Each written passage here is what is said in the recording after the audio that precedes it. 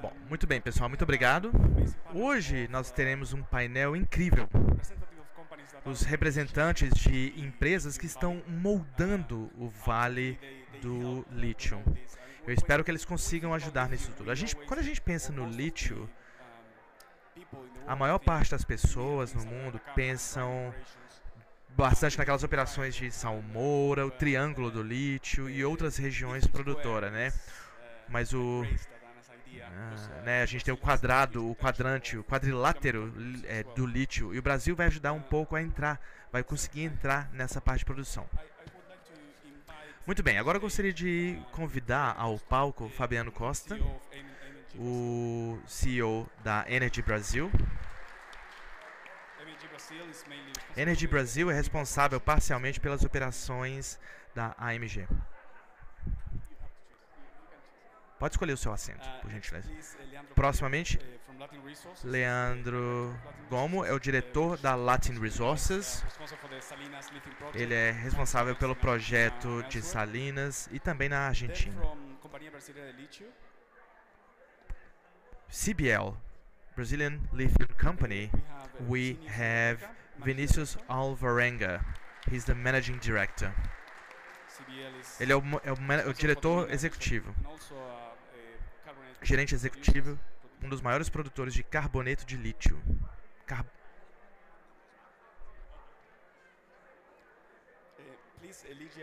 Finalmente, Lígia Pinto, gostaria de convidar a senhora, é a vice-presidente da Sigma Lithium. Sigma Lithium é responsável por algumas novas minas. E, finalmente, Paulo Minsk Costa, é o diretor de operações da Lithium Ionic.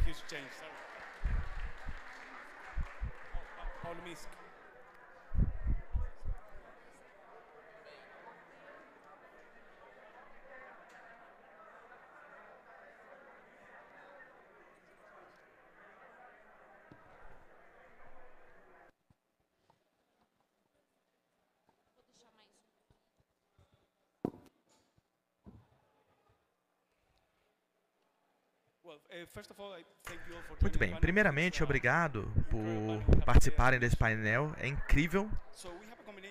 Nós temos uma combinação de empresas brasileiras que estão desenvolvendo a longo prazo o lítio para as próximas décadas. Nós temos empresas que começaram a produzir há um ano e nós temos representantes de outras empresas que estão desenvolvendo novos projetos neste momento. Então, gostaria de passar o microfone para cada um dos senhores e das senhoras. É muito interessante. Deixa eu mudar minha posição aqui. Acho que aqui ficou um pouco melhor. Nesse ambiente de preço em baixa, todas as empresas que os senhores representam estão anunciando planos de expansão. Hoje, por exemplo, na Lithium Ionic, vocês acabaram de anunciar a compra de novos terrenos para exploração. Já temos exploração de novas minas. Então, eu gostaria que vocês tirassem cada um 2 minutos para explicar o que você acha que serão as principais pontos fortes das empresas de vocês e qual a contribuição que vocês podem dar para o lítio no Brasil. Primeiras damas. Vamos lá. Obrigado. Pessoal, peço desculpa pela minha voz. Está terrível, realmente. Eu espero que vocês consigam me entender. Bom, todos nós sabemos que esses preços estão em baixa, estão terríveis agora. E a gente sabe que eles devem permanecer estáveis durante todo o ano de 2024. A gente já está pronto para esse cenário. E a gente vai manter os nossos planos, mesmo assim.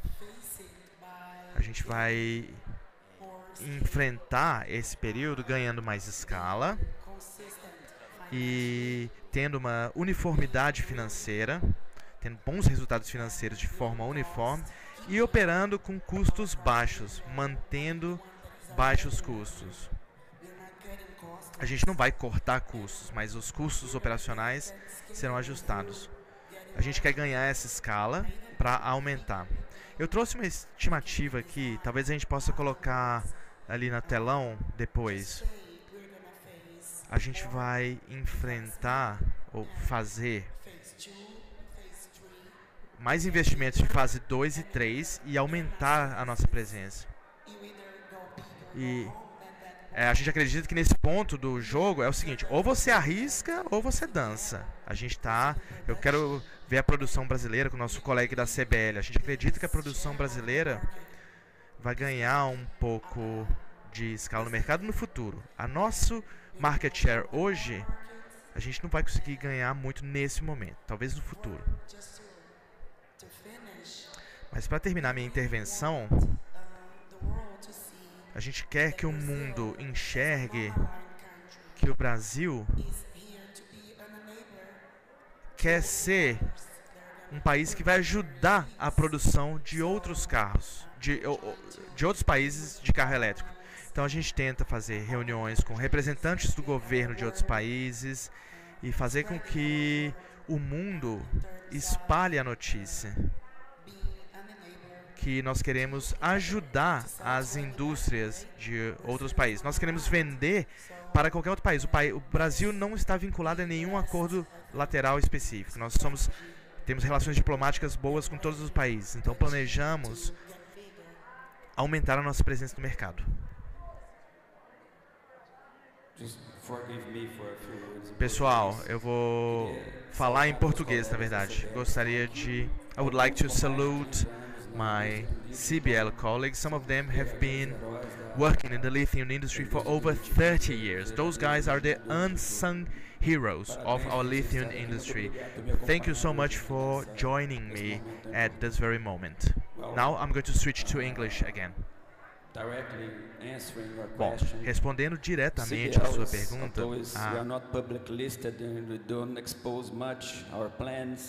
we indeed have an expansion program for both the mining unit and the refinery.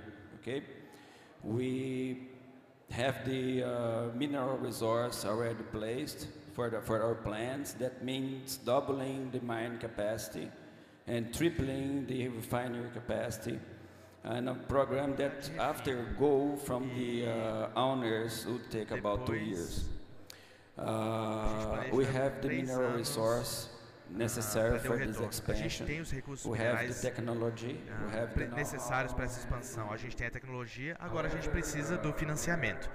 No entanto, nesse momento nós estamos em uma batalha, porque embora não estejamos perdendo dinheiro, esse preço não permite o retorno de capital. A gente tem uma taxa de juros que está um pouco contra a gente. Então a gente ainda está hesitando, a gente ainda não entende muito bem quais são as tendências futuras. Porque a gente tem projeções que indicam uma estabilidade e tem outras que são bem voláteis. A gente viu vários números, vários cenários possíveis. Então, nesse momento, a gente está tentando avançar nos projetos, na geologia, para a expansão, mas ainda de forma mais conservadora. A gente está tentando analisar o mercado e ver o que vai acontecer antes que o nosso programa de expansão realmente seja implementado.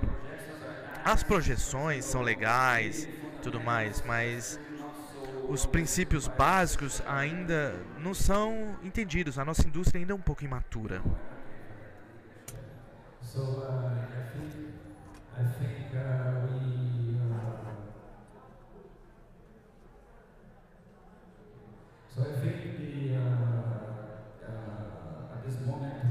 Eu creio que nesse momento a gente tem que esperar para ver, por causa da incerteza que estamos vendo para os próximos anos. Thank you, Rossandro. Thank you for giving us. I will speak in Portuguese, if you don't mind. Can you understand Portuguese as well? Entende português? That's why if you. Okay. Bom, eu queria agradecer a presença de todos, né, e a audiência, que não está só aqui, mas também vendo pelo YouTube. Acho que o motivo da gente ter fé e continuar acreditando no projeto e né, continuar avançando, mesmo com o cenário de preço atual, nós estamos falando aí $1.200, $1.100 por tonelada, né, do concentrado de spodumênio. Razão muito simples. O nosso projeto não é para hoje, nós estamos pensando no futuro. Com um custo de $440, né, se você colocar na China, não necessariamente ele vai vender para a China, mas se colocar lá vai chegar menos de $600. Então nós estamos falando ainda numa margem por volta de 50%, né, uma margem de o que nos incentiva a continuar trabalhando, né? Eu acho que a demanda do lítio é muito clara. Você colocou 170% até 2030, quer dizer, apesar de ter um excesso de oferta de agora até 2028, mais ou menos, né? A partir de 29 começa a ter um déficit. O gap, né? O shortage, que é a diferença de demanda em relação à oferta, depois de 2030 só cresce. Nós estamos falando de chegar a mais de 300 mil toneladas de LCE de déficit em 2033. Se a gente olhar 2022, o excesso a falta de produto foi menos 22 mil toneladas. E nós estamos visualizando que em 33 pode chegar a 300 mil. São dados do benchmark. Mas isso mostra que o mercado para frente é extremamente favorável, né? Eu acho que é um processo de carbonização do planeta irreversível, e isso dá energia e alimenta os nossos projetos, não só o projeto Bandeira, mas o projeto Salinas. Então a gente segue em frente. E Jequitinhonha, né, aqui o Vale, tem uma condição especial de ter custo baixo, de ser competitivo em qualquer ambiente. Então, eu acho que esse é a força motriz da gente continuar produzindo. Eu acredito que todas as outras empresas também têm isso nos seus motivos.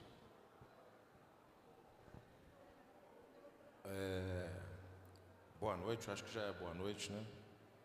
Eu, antes de fazer minhas considerações aqui, eu só queria parabenizar o evento na pessoa do professor Rossandro. Ano passado eu não tive oportunidade de vir. Eu vi o evento apenas por fotos e eu realmente fiquei impressionado com o network e com a excelência que conseguiu construir aqui. Você está de parabéns, professor. E eu espero e desejo perpetuação para esse evento aqui. É importante que a gente possa ter oportunidades de estar discutindo, pelo menos nesse painel aqui. Me sinto até aqui no meio da nata do lítio do Brasil. Frederick, if you don't mind, I will privilege the most of people here who are Portuguese speakers, and I'll continue to speak in Portuguese. Bom, especificamente respondendo à pergunta, a AMG, embora a gente não esteja aqui no Vale do Lítio, mas eu acho que eu comungo muito com as considerações que já foram feitas pelos meus colegas aqui anteriormente. Nós temos uma estratégia que é uma estratégia de longo prazo, e dentro dessa estratégia de longo prazo, quando a gente analisa a curva de demanda e oferta, a gente vê que eventualmente nós estamos passando por um momento peculiar. É lógico que a gente não planeja trabalhar mais em contextos onde a gente esteja nos divertindo com preços a $80 mil por tonelada. Eu acho que aquele tipo de preço, ele inclusive é detrimental para a indústria, lembrando que vai ter uma ponta aonde tem que chegar, por exemplo, veículo elétrico ou sistemas de energy storage, que precisam estar acessíveis, porque senão essa não é uma solução viável.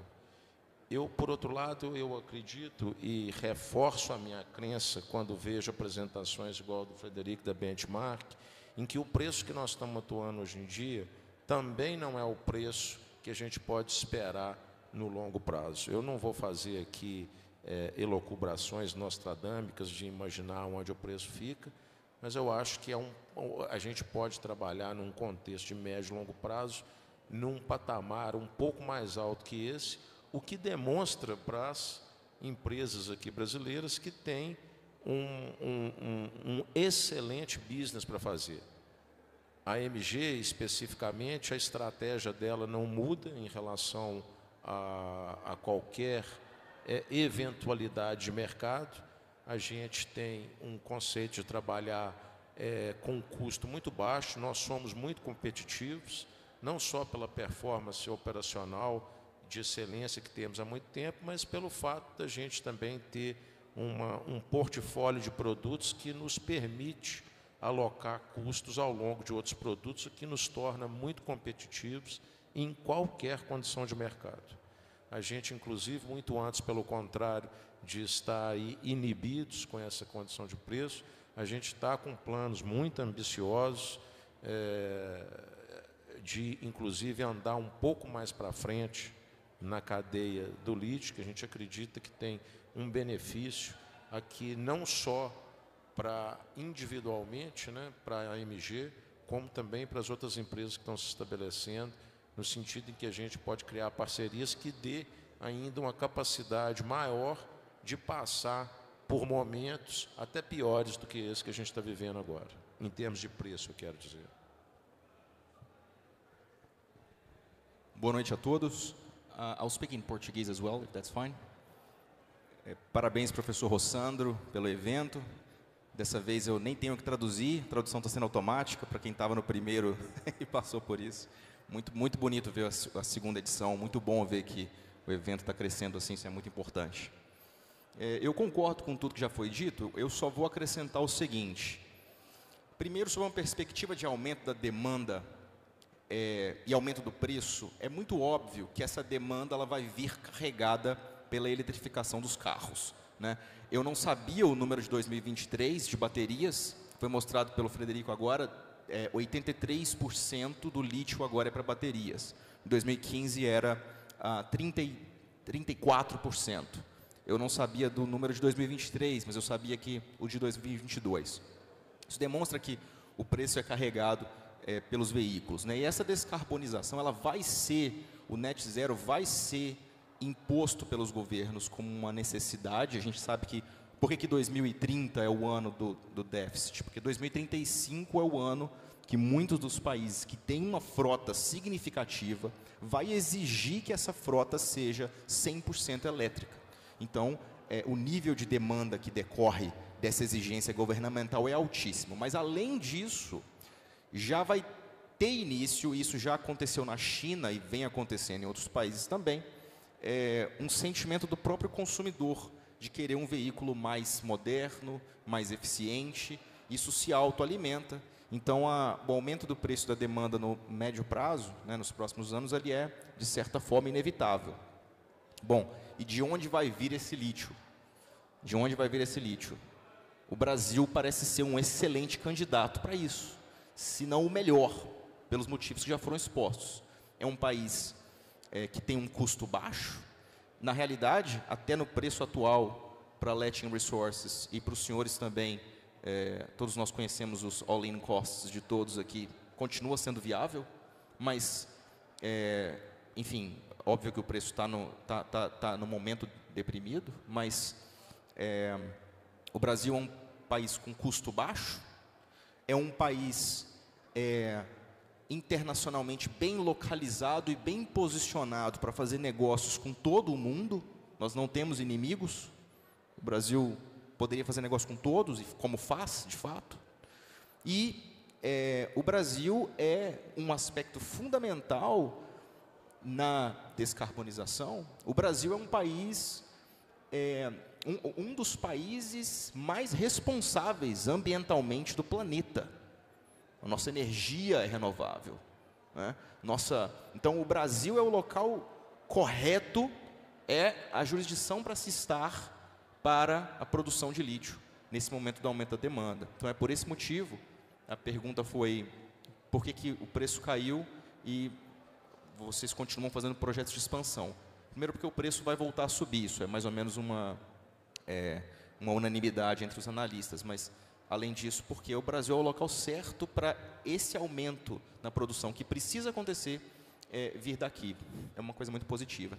E eu vou só acrescentar que eu concordo muito com o ponto de que ninguém espera que o preço volte ao pico que chegou no ano passado. Isso não é favorável para o consumidor, né, para o crescimento. Aliás, na sua apresentação você falou que o impacto do preço alto é que o EV também tem preço alto, verdade. E o impacto do preço baixo é que a bateria também abaixa o preço, o que já aconteceu. Os preços de bateria já caíram. E uma consequência disso é um interesse maior do consumidor e a demanda puxa o preço de volta. De toda forma, eu acho que o Brasil é o lugar para se estar, e a Latin Resources tem muito orgulho de ter o seu projeto aqui no Brasil.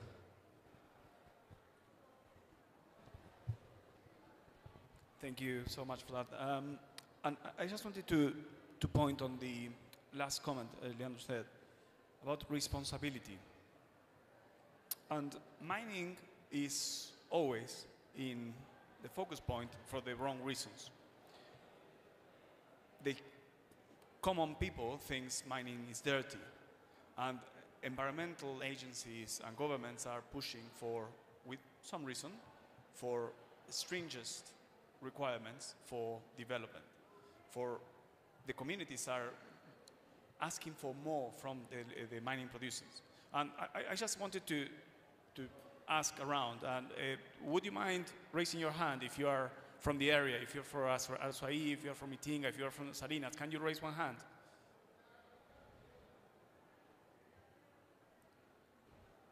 And can you raise, there are more, yeah, the translation is taking a bit of time. But can you raise both hands if you are from the area and you believe that mining is producing good things for the area, it's producing jobs, it's responsible, it's developing the area in where locals want to be? And I think community engagement from the companies that you are representing, that's the result. So I didn't see only one hand raised, either two hands or nothing. So I think that shows how good the companies you're representing are working on that.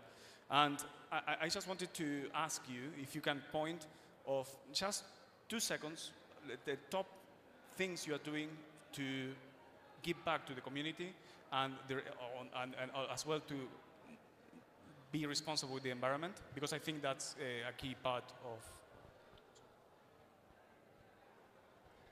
Vou em português também, como foi o padrão aí, vou em português. Nós da CBL ficamos muito à vontade para falar disso, Frederico, é um excelente ponto que você levantou, porque a gente está aqui presenciando a atividade no Vale tem 33 anos, né, de operações contínuas. Começamos até lá em 85, bem antes, mas de operações realmente desde 91. E a gente passou por várias fases aqui. A primeira fase foi o curso do pioneirismo, né? Foi educar as pessoas, montar uma cultura industrial que não existia, o pessoal entender o que era mineração. Lá em Divisa Alegre, um desafio ainda maior com a planta química, né? Que assusta um pouco, né? Ácido sulfúrico, carbonato de sódio, ou seja, uma planta química, né? Então, a gente, nesses anos todos, teve muito sucesso no envolvimento com os stakeholders, naqueles diretamente afetados por nós lá. Talvez a nossa comunicação não tenha sido tão abrangente na sociedade local como um todo, nós éramos pequenos, né? E por não sermos uma empresa listada, empresa de capital fechado, a gente era muito focado nos stakeholders locais. Mas eu acho extremamente positivo a comunicação que as novas empresas têm feito, né? No caso a Sigma, a Latin, a Lithium Ionic, acho que eles têm feito um movimento interessante. E o recado que a gente passa para toda a população envolvida é que a mineração responsável já existe no Vale há 34 anos. Tanto é que a CBL é a única empresa de lítio certificada ESG no mundo. Nós temos um certificado ESG para mostrar, auditado por uma auditoria internacional. E não tem nenhum motivo para essas outras empresas também não passarem por esse processo. Eu tenho certeza que eles estão direcionando as atividades para isso. Tá? Então, o recado que eu dou é, deem tempo ao tempo, né? Confiem nos processos, nos profissionais que estão nessas empresas, buscando sustentabilidade, que o aspecto positivo vai ser muito maior que o impacto que a comunidade vai sofrer. A gente confie na produção mineral, na boa produção mineral e monitorem, para que o alto padrão já existente aqui há tantos anos seja replicado pelas novas empresas.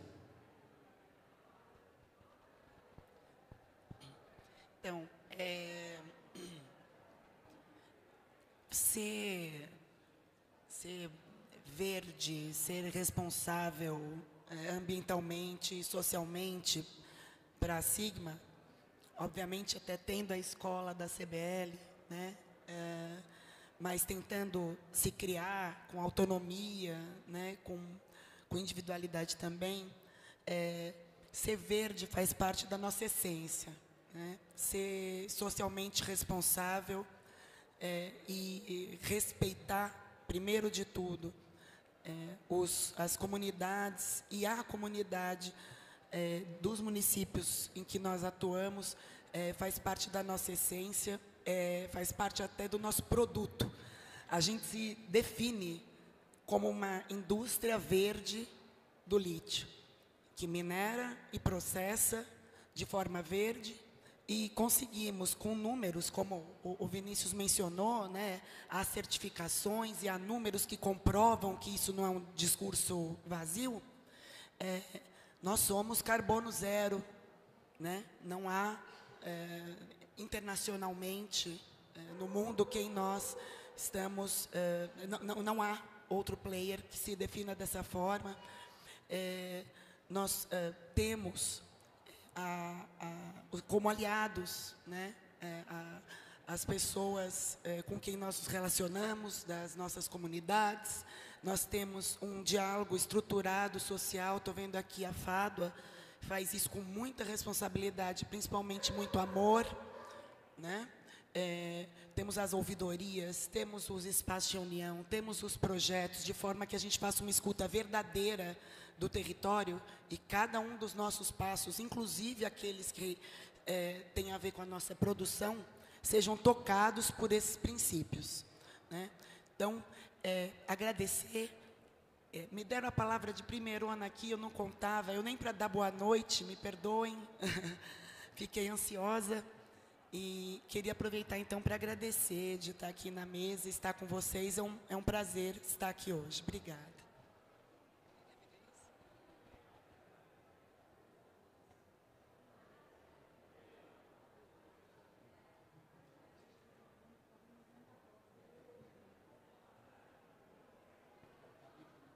Alô?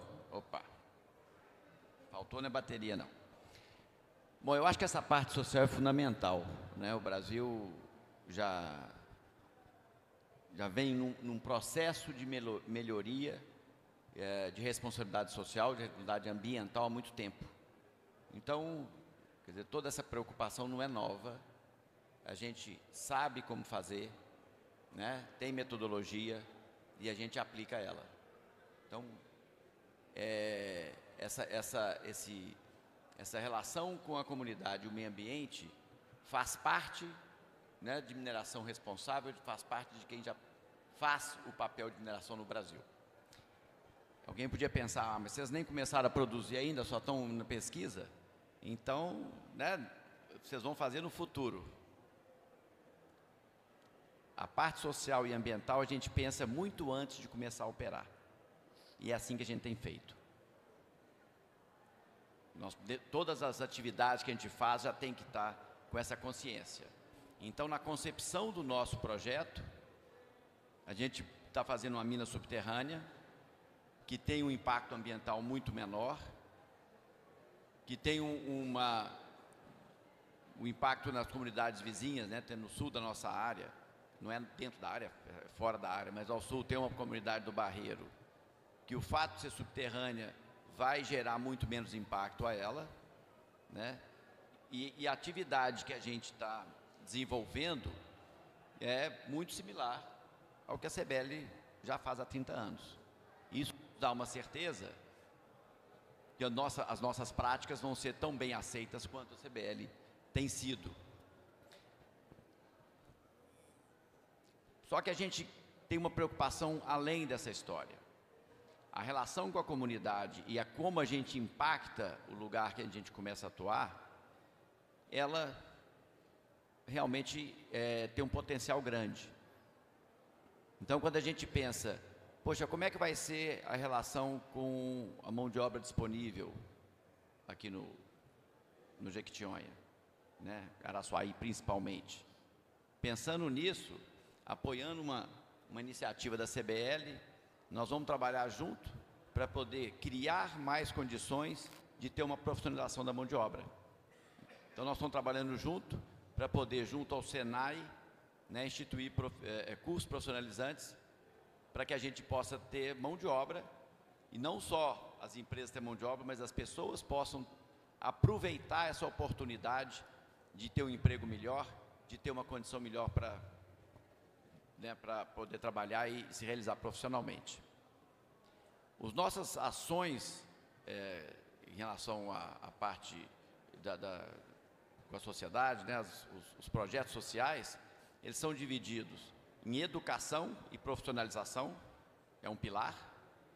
O segundo pilar, geração de emprego e renda, porque a gente tem que multiplicar o benefício da atividade da empresa, né? Nós vamos ter 860 empregos diretos, e a quantidade de empregos indiretos é muito maior, 9.500.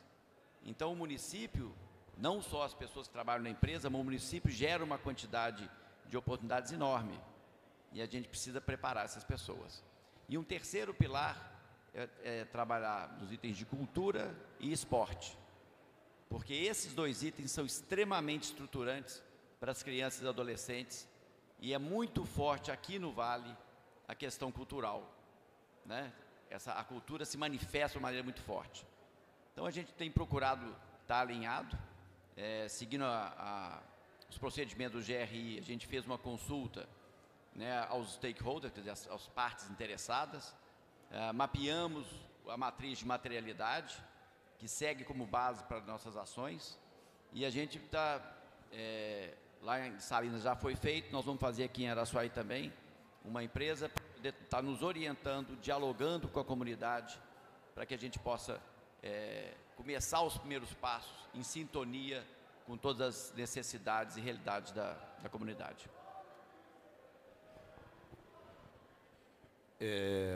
Eu não vou ser repetitivo aqui, a propósito, eu acho que o ambiente de mineração passou por uma fase, né? Quando a gente vê alguém de fora como você vindo, como é que você lida com essa questão? A mineração, ela já vem com esse rótulo de nascença, né? E eventos dessa natureza aqui são muito importantes para que empresas com a seriedade das que os representantes falaram aqui antes de mim, e o que vai falar depois, a MG faz tudo. A gente passa por projetos que são muito semelhantes. Eu não vou repetir isso tudo. Eu tenho um orgulho muito grande, só para dizer, a empresa que eu represento, a MG, não está aqui no Vale do Lítio, né? Mas a gente também está inserido numa região de Minas Gerais que tinha até 2010 o índice de desenvolvimento humano mais baixo do estado, junto inclusive com essa região aqui.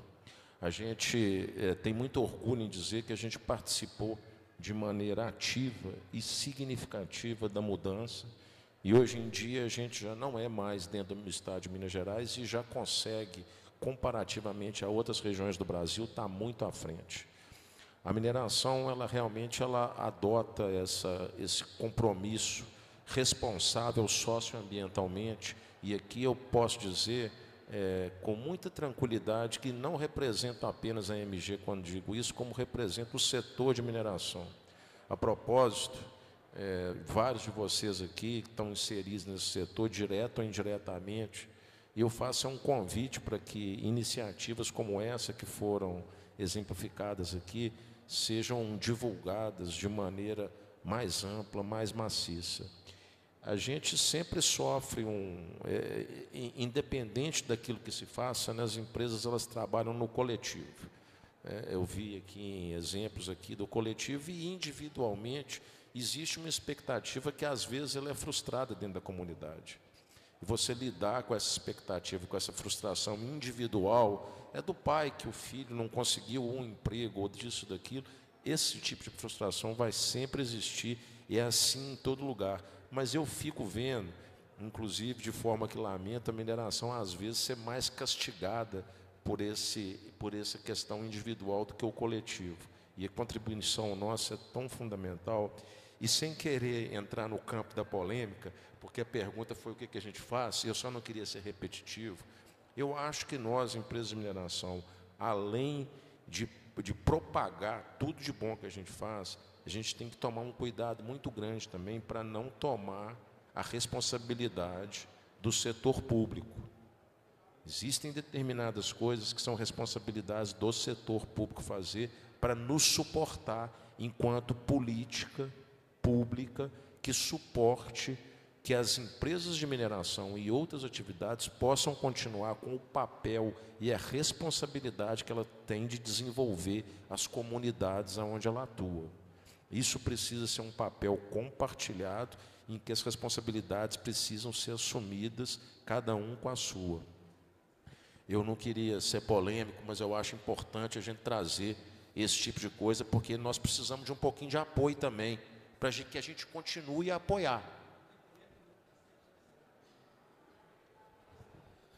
Bom, a Latin Resources admira muito a Sigma e a CBL pela produção limpa, pela capacidade que tiveram de desenvolver os projetos de uma forma ambientalmente responsável. É realmente admirável.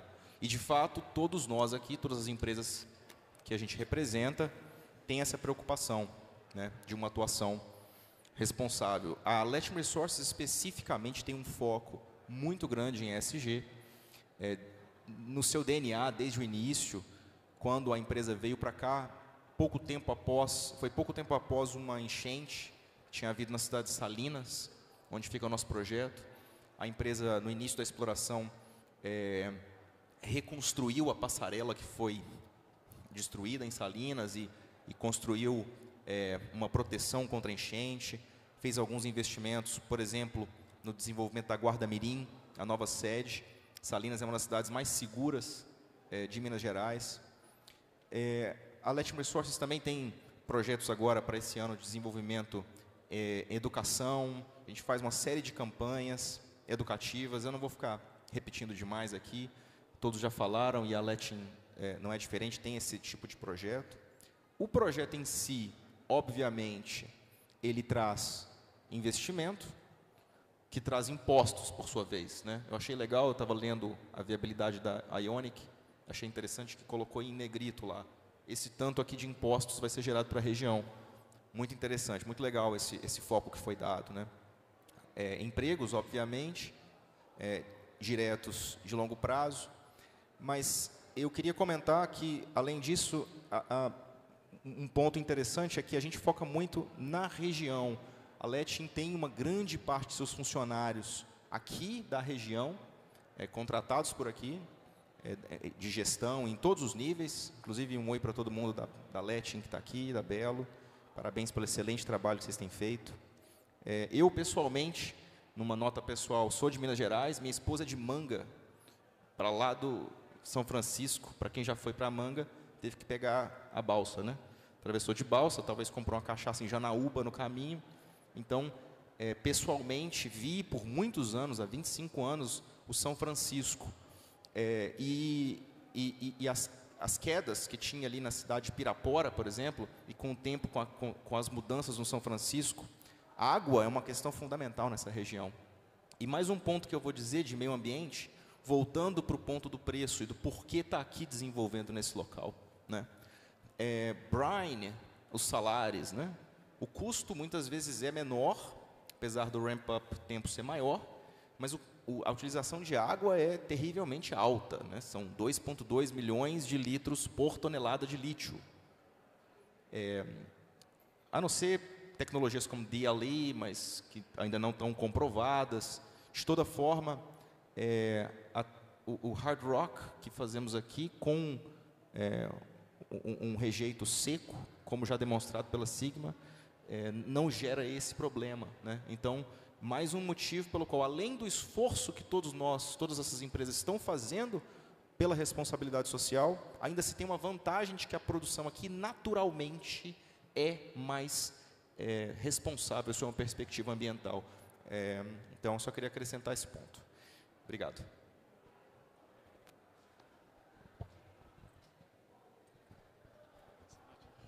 Well, thank you. That was very interesting. I'm aware of time, so I will just follow one quick question at the end. But we discussed about environmental responsibility. We discussed about the aid we need from governments. Professor Rosando, you'll be probably held accountable for the need of an extra floor. Responsabilizado pela necessidade de ter aqui um segundo andar nesse auditório, né? Porque vai ser preciso. Eu participei, aliás, de algumas conferências, né? E eu nunca vi uma conferência feita fora de uma capital ter uma participação tão maciça. Então, isso nos dá um serviço muito grande. Merece uma salva de palmas, na verdade.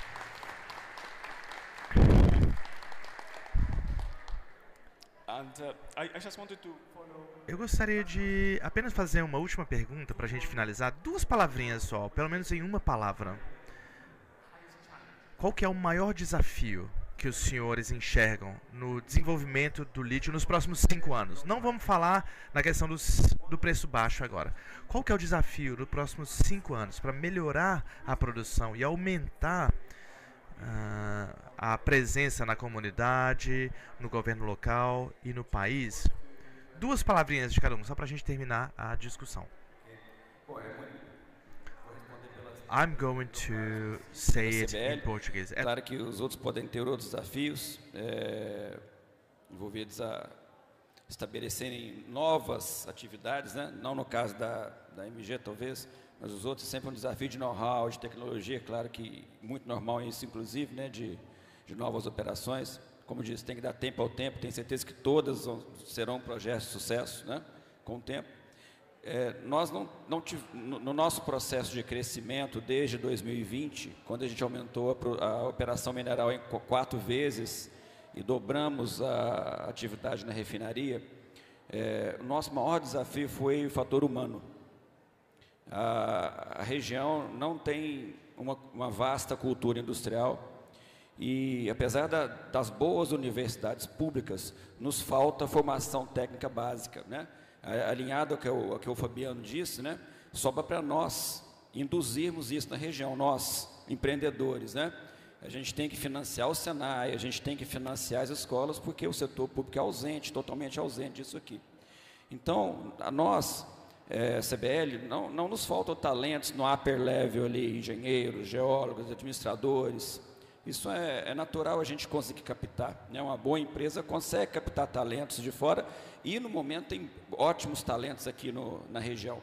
Agora, o médio nível técnico, soldadores, mecânicos, eletricistas, vulcanizadores, instrumentistas, esse nível de gente é realmente muito carente aqui na região. Você não educa essas pessoas num curto espaço de tempo, tá certo? E vou te falar que a gente poderia estar numa situação de produção bem mais avançada. A situação que estamos hoje poderia ter sido atingida bem antes, se não fosse a falta dessas pessoas qualificadas no nível técnico básico. Eu acho que, inclusive, no caso dos novos projetos, será o maior desafio de vocês, o fator humano, ter essas pessoas com esta qualificação disponíveis, porque é um nível ocupacional difícil de você atrair de outras províncias minerais, certo? Estamos aqui num lugar remoto comparado com as outras províncias principais. O pessoal desse nível não muda tanto, não vem tanto para cá. Eu acho assim fundamental o investimento em formação técnica básica que a gente está começando agora, né? Eu acho que todo mundo vai entrar nessa, né? Que nós originamos. É excelente que vocês possam estar entrando conosco, tá?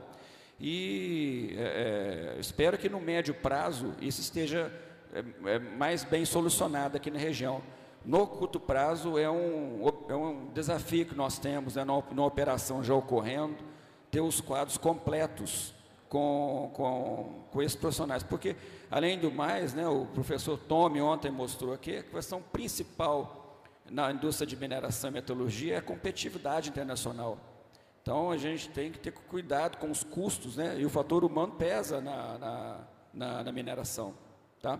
Então esse seria o desafio principal que eu gostaria de comentar com todos. Não quero que pareça aí o muro da lamentação. Ele pediu para falar uma palavra, mas para quem trabalha num projeto que começou do zero, é difícil escolher o desafio maior, né? Então, eu observei o desafio do financiamento, da estruturação, o desafio do licenciamento, diversos tipos de licenciamento, né? As fiscalizações que são feitas pelo Ministério Público após a operação, e foram desafios, mas que nós enfrentamos com muita serenidade. Não foram desafios que nos marcaram de forma a parecerem intransponíveis de nenhuma forma, né, Vinícius? Então, às vezes, falam, a legislação brasileira, principalmente ambiental, é muito exigente. Pois é, e nós queremos que seja, queremos atender a legislação da forma que ela é exigente, obtivemos o licenciamento ambiental brasileiro exigente como é, e mostramos com o mundo que, olha, nós operamos de outra forma. Então, acho que o desafio que talvez a gente possa dizer que foi o pior, seja um desafio que nós mesmos colocamos para nós, que foi de ter um percentual mais alto possível, com a meta de 100% de contratação local, né? Contratação tanto de mão de obra, quanto do que eventualmente a gente consiga comprar aqui. Obviamente que há peças que ainda o local aqui não produz, né? Então a gente não consegue comprar nem aqui nem no Brasil, né? Elas têm que vir. A gente está fazendo a construção tecnológica, parte dela é por aquisição de tecnologia, né? Então, mas eu acho que eu concordo com o Vinícius de que o enfrentamento, de tornar aqui, ele duplicando, a gente também, tornando as produções maiores, e nos colocando o desafio de não terceirizar para funcionários, colegas que venham já treinados de fora, mas que façamos as contratações locais, ele é estruturalmente mais difícil de enfrentar. Vai demorar um pouco mais de tempo, mas nós atingimos bons números, estamos com 85% ali na mina, e nós acreditamos que é algo que, para a fase 2, nós vamos ter completado, se Deus quiser. Vamos ajudar aqui no Senai e seguir em frente sempre juntos, em diversos dos projetos que se coloquem aí, para que as empresas possam apoiar e nós juntos consigamos fazer esse treinamento dessa mão de obra que já é tão qualificada e tão forte, tão resiliente, certamente que um curso vai ser algo simples deles enfrentarem. Eu não posso deixar de comentar que, assim, o Vale de Jequitinhonha tem talentos não suficientes para sustentar essa indústria, né? Aqui se faz lítio, grau bateria, grau farmacêutico, aqui se faz produtos de altíssima pureza, com pessoas do Vale. Agora, infelizmente, quantitativamente, a gente vai ter dificuldades nos próximos anos e temos que investir muito em formar o pessoal.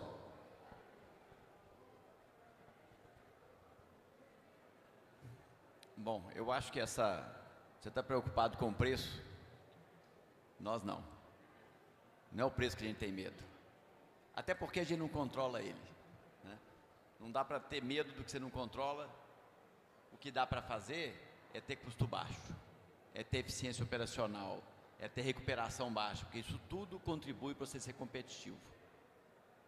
E isso a gente sabe fazer.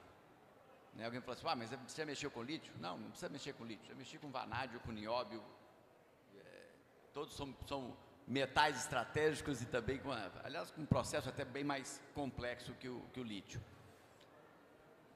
O que a gente precisa, e eu acho que são os principais desafios, e eu não vou nem falar de captar dinheiro para construir a planta, que isso é um desafio bom, e essa parte ambiental também a gente sabe fazer, mas eu vou reforçar o comentário do Vinícius. Mão de obra é um gargalo muito grande. E não adianta achar que as empresas, ou uma delas, vai conseguir resolver esse assunto. Tem que ter uma ação conjunta com o governo do Estado, com o governo municipal, com as instituições de ensino. Eu sei que o governo, Investe Minas principalmente, apoia e tem uma linha nesse campo que é Trilhas do Futuro, mas é insuficiente. E não adianta ter só o curso de técnico de mineração, como se essa fosse a única profissão que a mineração precisa. Acho que o Vinícius foi muito feliz em colocar soldador, vulcanizador, quer dizer, você fazer uma emenda de correia, né, de correia de borracha, nós vamos ter dificuldade de mão de obra. Se você partir para o lado de mecânicos que têm habilidade em trabalhar em mina subterrânea, que é diferente, vai piorar muito. Então, esse é um desafio enorme que nós temos que fazer. Um segundo desafio é preparar toda a comunidade e a região para ter recursos suficientes para o que vai vir. Você tem 860 empregos diretos em um dos projetos. Os outros não vão ser muito diferentes disso. Como é que vai ser? Vai ter que ter gente de fora também. Será que o sistema educacional está preparado? Porque cada funcionário que vier trabalhar, vindo de outra região, tem família, tem filhos, vão pressionar o sistema educacional, as escolas estaduais, as escolas públicas, hospitais. Será que nós estamos preparados realmente para isso? Acho que não. Eu vejo todo mundo falando, poxa, vai ser muito bom, vai trazer desenvolvimento. Desenvolvimento sem a estrutura necessária, os problemas são enormes. E não adianta achar que é culpa da empresa. Não, gente. Nós todos temos que nos anteciparmos, mobilizar mais, fazer ações efetivas. Palavra bonita não resolve, né? Discurso bonito não resolve. E aí ontem nesse horário tinha um monte de gente importante, olha, eles tinham que estar aqui agora. Porque precisa, né, doutor Fabiano? O Fabiano também. Então, esse é um desafio muito grande. Quando a gente fala em logística é muito visível, né? Essas estradas estavam numa situação horrível. Vai ter que melhorar, eu sei que já está consertando. Mas não é tão simples assim só de consertar. E quando eu penso em termos de tecnologia para fazer carbonato, hidróxido, que é uma evolução natural. Eu produzia ferro nióbio, já produzi ferro vanádio, óxido, né, alta pureza para a indústria aeroespacial. Isso a gente sabe fazer também. Virar. Só que aí nós temos que ter um outro fator de custo, um outro fator para poder desenvolver essas atividades. O Brasil tem que ser competitivo nisso. Mas a mineração não faz. Mas se for vantagem econômica e gerar mais benefício, por que não faríamos? O problema é que quando você vai fazer aqui, você perde mercado. O Fabiano tem um projeto muito bom nessa história, e eu imagino que ele deve coçar a cabeça. Onde é que eu vou fazer para ser competitivo a nível mundial? Lá com os chineses. Então eu acho que tem uma gama de coisas, passando por mão de obra, passando por logística, passando por a gente realmente fazer programas para poder preparar a região para ter aproveitar todos os benefícios positivos, né, que a gente pode proporcionar. Obrigado. Deixa eu, antes de fazer meus comentários, parabenizar aqui tanto o Paulo como o Vinícius, como a nossa colega da Sigma também, é que exatamente essa harmonia em cooperação que aqui não existe competição, né? Esse aqui é o ponto mais interessante. Quando a gente precisa de competir, em algumas áreas a gente realmente precisa, a gente acaba por negligenciar oportunidades, né? E, por exemplo, eu não vou me estender muito na questão da mão de obra, que ela é problema para todos os lados, não só aqui, a gente também no campo das vertentes atravessa e enfrenta o mesmo problema, e não é por falta de talento, você tem toda a razão, Vinícius, não tem nada a ver com falta de talento, é realmente a falta de envolvimento e assumir responsabilidade do poder público, porque essa responsabilidade, ao fim e ao cabo, não pode ficar com a empresa.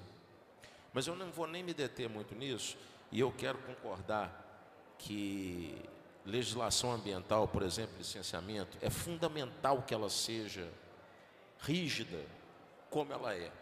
Eu não tenho a menor dúvida. Aqui, quando um brasileiro consegue uma licença para operar um business, principalmente quando o business é ligado à mineração, ele vai com um rótulo para o mundo que é fundamental. Porém, não pode demorar 5 anos para soltar uma licença, porque senão a gente perde o trem da história. Então, para admitir, para que uma licença ambiental tenha a rigidez que precisa ter e que a gente tem, precisa de ter agilidade no órgão para que as coisas avancem. Olha, é louvável o que a Sigma fez aqui, eu parabenizo. Toda vez que eu tenho possibilidade de encontrar com a Ana, eu digo que ela merece uma estátua aqui, eu admiro ela demais. Mas o tempo que vocês demoraram, isso certamente tem a ver com morosidade do poder público, não é morosidade suas. Então, se a gente quiser ter uma legislação ambiental, e eu quero que ela seja rígida, nós precisamos de ter eficiência no órgão para que as licenças aconteçam também. Tanto o Paulo quanto o Vinícius tocaram aqui rapidamente no ponto de vista da logística, e você comentou do nosso projeto, Paulo.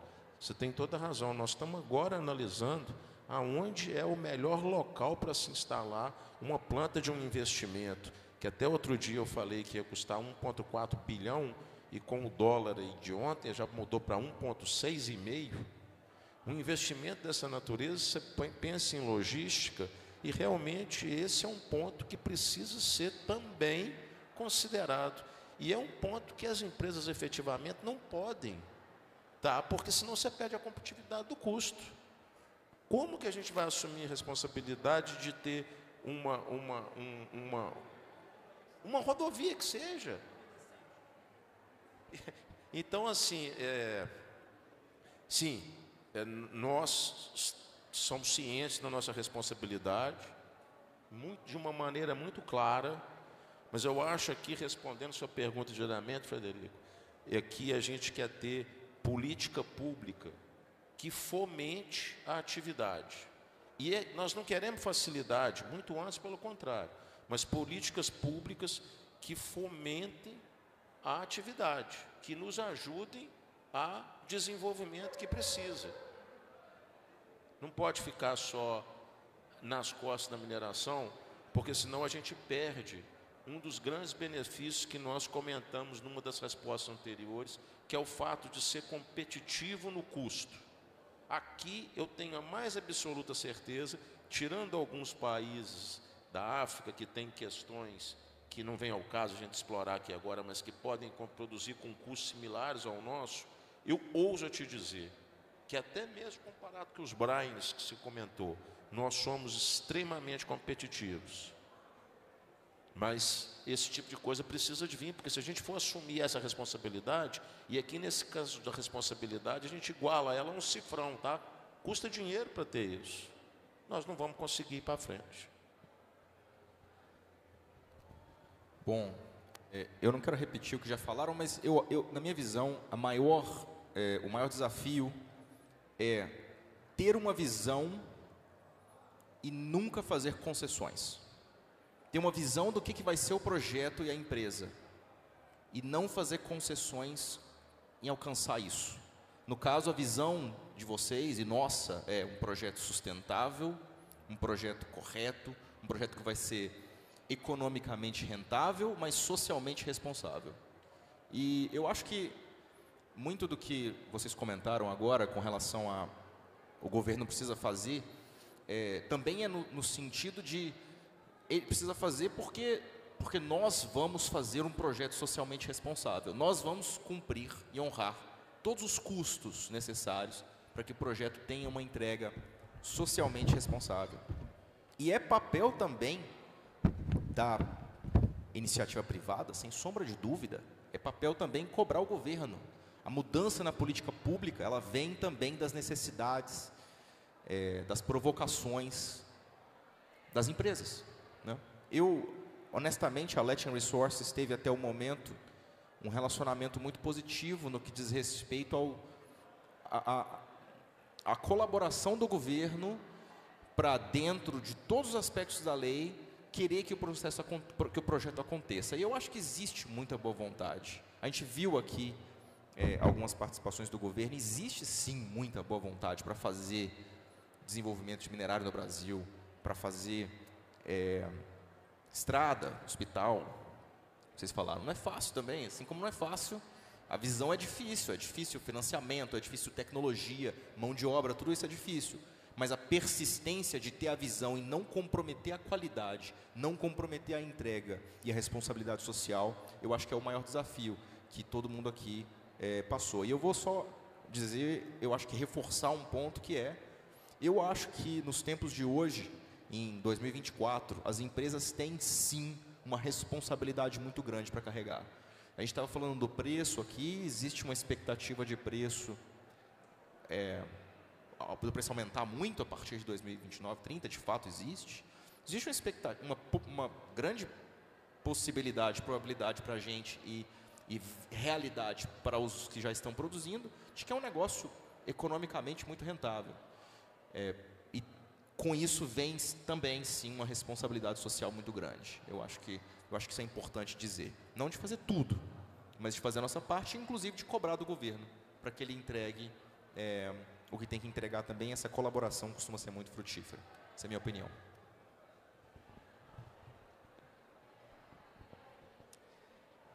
Well, I just wanted to close with a couple of comments.